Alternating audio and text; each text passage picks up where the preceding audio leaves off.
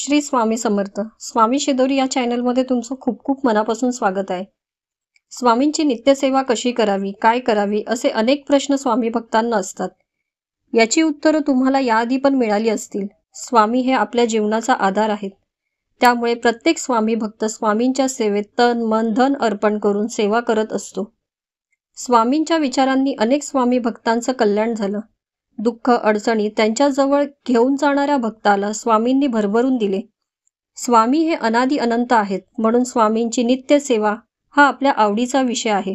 स्वामी सेवेत आपण पुढील 3 गोष्टी केल्या तर भिवू नको, मी तुझ्या पाठीशी आहे. या अभिवचनाप्रमाणे स्वामी सदैव भक्ताच्या पाठीशी उभे राहतात. त्या कोणत्या 3 सेवा आहेत?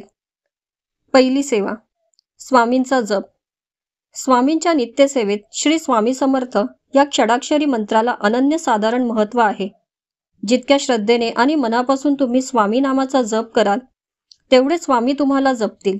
स्वामींच्या जवळ जाण्याचा साधा सोपा मार्ग म्हणजे श्री स्वामी समर्थ या मंत्राचा जप करणे. दिवसभरात तुम्हाला कोणती सेवा करायला नाही जमली तरी स्वामींचा जप तुम्हाला भरभरून देईल. स्वामी चरित्र सारामृतामधील 14व्या अध्यायामध्ये एक श्लोक आहे.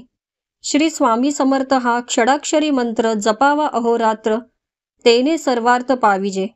याचा अर्थ तुम्हाला सगळं काही मिळवायचा एकमेव मार्ग म्हणजे श्री स्वामी समर्थ षडाक्षरी मंत्र श्रद्धेने जप करणे. दुसरी सेवा, स्वामी चरित्र सारामृत. स्वामी चरित्र सारामृताचे नित्य सेवेत आपल्याला 3 अध्याय वाचायचे आहेत, म्हणजे 7 दिवसात आपले 21 अध्याय वाचून होतात.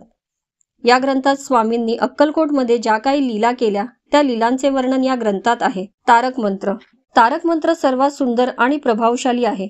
या मंत्राने आपण कितीही त्रासात असू द्या, आपली मानसिक स्थिती खराब होऊ द्या, या सगळ्यामधून बाहेर पडण्याची ताकद या तारक मंत्रामुळे मिळते. अशा प्रकारे रोज आपल्याला 11 माळी जप नसेल होत तर 1 माळ जप, स्वामी चरित्रातील 3 अध्याय आणि तारक मंत्र या सगळ्या सेवा आपल्याला रोज 15 मिनिटं तरी आपल्या नित्यसेवेत करायच्या आहेत. ही सेवा तुम्ही सकाळी, दुपारी किंवा संध्याकाळी केव्हाही करू शकता. फक्त दुपारी 12 ते 12:30च्या दरम्यान ही सेवा करायची नाही. या सेवेमुळे स्वामींचं सुरक्षा कवच आपल्या सोबत कायम असतं. त्यामुळे अनन्य भावाने स्वामींना शरण जाऊन सेवा करायची. आजपासूनच या सेवेला सुरुवात करा. बरेच प्रश्न तुमचे मार्गी लागतील. ही सेवा करताना कसलेही नियम नाहीत. फक्त मांसाहार करून ही सेवा करायची नाही. मांसाहार करणार असाल तर त्याच्या आधी सेवा करून घ्यायची, नंतर मांसाहार केला तरी चालतो.